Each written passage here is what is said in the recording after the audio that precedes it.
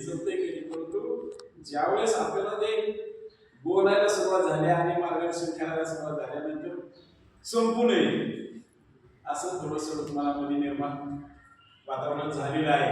आणि खऱ्या अर्थानं आज हा वर्षावर्षाचा कार्यक्रम आपला चालू आहे. आता आपण रविवारी कार्यक्रम घेणारच आहोत. भगवान गौतम बुद्धाचा कर्मसिद्धांत त्यामध्ये विषय होणार आहे.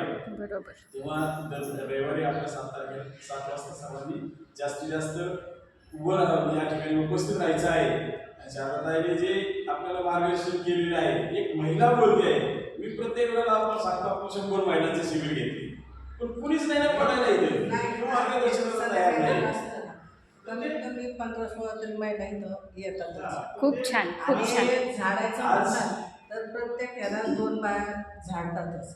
नाही, चांगलं आहे ना, चांगलं आहे. मी बऱ्याच विहारात बघितलेले, वाटून घेतलीत का मनुष्याला उभं केलं नाही एवढ्या बरोबर. नाही एवढ्या शब्दफोड अशी असते नाही. पाली भाषा वाचताना ना आपण एक कटाक्षाने लक्षात घेतो ना, फक्त एक शब्द वाचायचा, एक शब्द. बरोबर गुरुजी. वाक्य नाही वाचायचे, एक शब्द वाचला ना ते आपल्याला बरोबर समजत जातं. त्यामुळे हे एक लक्षात ठेवायचं. आणि आज तुझी डिग्री वाढली ना,